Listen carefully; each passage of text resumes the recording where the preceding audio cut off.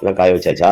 செலவு வறுத்து பாருங்க சூப்பரா காய வச்சாச்சு. இது என்னன்னா கருவேப்பில செலவோடு சேர்த்து காய வைக்கலாம். ஆனா காத்துக்கெல்லாம் அடிச்சிட்டு போயிடும்னு சொல்லி தனியா காய வச்சேன். பாருங்க எவ்வளோ இருக்கணும் கருவேப்பிலை. இது கருவேப்பிலை.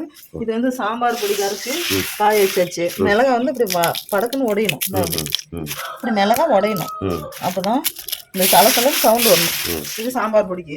அது செலவு தூளுக்கு நல்லா காஞ்சிருச்சு. கறி குழம்பு, மட்டன் குழம்பு, சிக்கன் குழம்பு, மீன் குழம்பு, கருவாட்டு குழம்பு, எல்லா குழம்புக்கும் ஒரே மசாலா.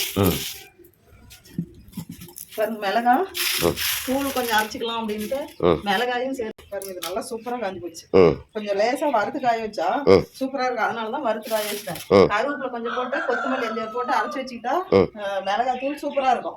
அதனால எல்லாமே பண்ணேன். சாம்பார் பொடி, செலவு தூள், மிளகாய் தூள் எல்லாத்துக்கும் ரெடி பண்ணிட்டேன். போய் மில்லுல அரைச்சிட்டு உடைச்சிக்கணும். ஃபர்ஸ்ட் மிளகாய மில்லுக்கு போறதுக்குள்ள மிளகாய் உடைச்சிட்டு தான் போகணும். அந்த குக்கர்ல போட்டுக்கணும். இதுல போட்டு உடைச்சு பார்க்கலாம், இல்லைன்னா வரல போட்டு தான் உடைக்கணும். சரி, நேரத்தையே பண்ணுமா? பார்க்கலாம் அரைச்சு பார்க்கலாம். இப்போ போட்டு மிக்சியில் அரைச்சு பார்க்கலாம். இதெல்லாம் கரைச்சுன்னா போதும். சூப்பர் அப்படின்னா நம்ம எல்லாம் உடல்ல போட்டு இடிக்கணும். லேட் ஆகும். சூப்பர்.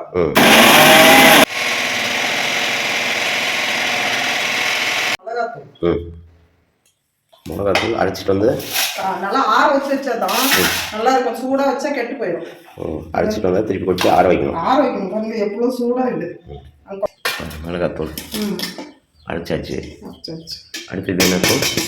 செலவு தூள் ஃபுல்லாக இருக்குது. செலவு தூள்.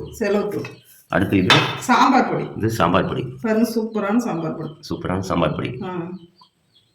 அப்படியே இதெல்லாம் ஆற வச்சு மழை மாதிரி இதெல்லாம் நல்லா ஆறின பின்னாடி பாட்டில ஸ்டோர் பண்ணி வச்சுக்கிட்டா ஒரு வருஷத்துக்கு கெடாது. ஆனா ஆற வைக்காம கப்புன்னு அப்படியே வச்சுட்டா கெட்டு போயிடும். அதனால அப்படியே காத்தோட்டமா ஆற வைக்கணும்.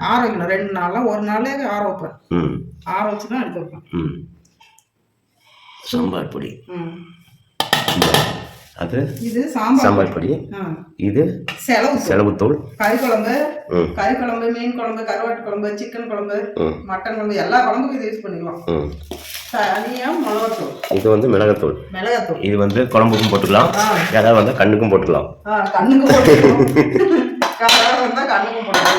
ஓகே சரி ஆட்டம். ஓகே இன்னைக்கு செலவு தூள் ஐட்டம் எல்லாம் ரெடி. ஓகே, இன்னொரு வீடியோவோட சந்திக்கலாம். பாய்.